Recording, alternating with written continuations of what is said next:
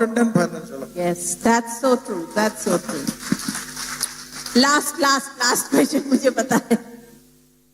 आपने सर सरकारी काम में पब्लिक प्राइवेट पार्टनरशिप इसको एक नई परिभाषा दी, उसको नया आयाम दिया. सड़कें जो और हाईवेज बन रहे हैं उसमें भी आपने इस मॉडल को बखूबी उतारा.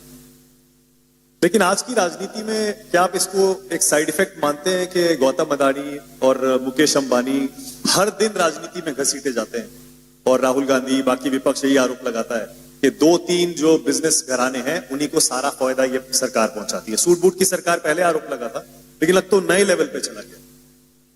देखिए, हमें रोजगार निर्माण करने वाली अर्थनीति की आवश्यकता है. गांव गरीब मजदूर किसान का कल्याण करना. Technology is important, resources is important, but entrepreneurship is more important.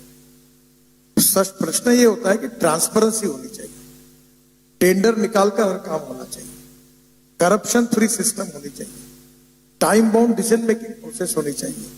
उसमें जो भी आता है वो काम करता है. अभी हमारा टेंडर 40-40% बिल हो जा रहा है. कॉन्ट्रैक्टर खराब आगे ऊपर. मैंने जो बिल्कुल चौथी में पढ़ने के लायक थे उनको मैंने एकदम 10वीं में घुसा दिया. मेरी गलती हो गई. मैंने बोला पॉलिसी बदलो अभी, अब चला बीच में आएंगे.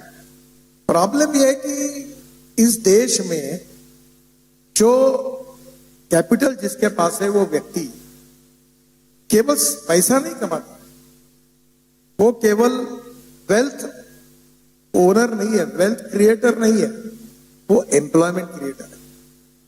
आप मुझे बताओ, राजू जी या अनुराधा जी अगर ये चैनल नहीं खोलते, बैंक से कर्जा नहीं निकालते, बिल्डिंग नहीं बांधते, उसके कारण मुझे मालूम है 10 प्रॉब्लम नहीं सहन करते, तो इतने लोगों को रोजगार कहां से मिलता?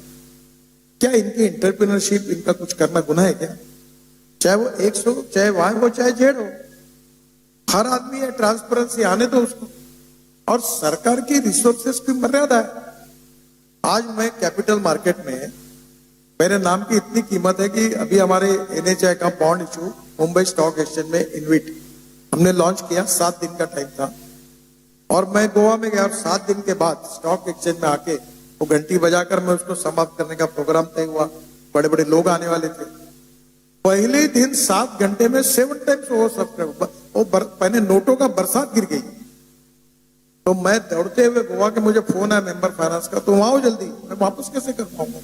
मैं गया और विदाउट प्रोग्राम में जाके मैंने सुबह घंटा बजा दिया और बॉन्ड इशू खत्म किया. अब लोगों के पैसे लेंगे तो वापस करने पड़ेंगे. और इसलिए मैं आपको मानता हूं कि कोई व्यक्ति कोई एयरपोर्ट बना रहा, कोई रेलवे स्टेशन बनाएगा, कोई मार्केट बना रहा, तो ट्रांसपेरेंसी वे से उसको दो.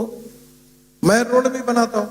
आप मुझे बताइए कि आपका अगर मेरठ से दिल्ली आने में 4.5 घंटे लगते हैं, अब आपका 45 मिनट में हो रहा है, तो आपका डीजल नहीं बच रहा, आपका टाइम नहीं बच रहा, उसकी थोड़ी बहुत प्राइस दो.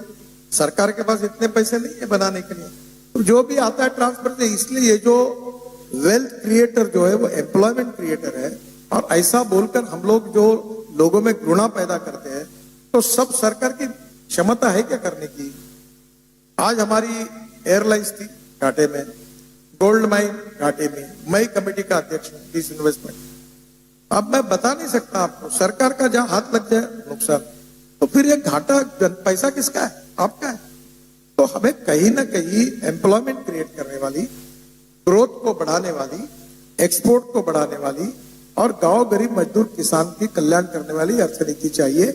और इसमें जो भी आता है उसका इंकरेज करना चाहिए और ट्रांसपेरेंसी और कानून का पालन करके काम करना चाहिए. चलिए, तो इस पॉजिटिव नोट पे जिस तरीके से गडकरी जी ने सारे सवालों के जवाब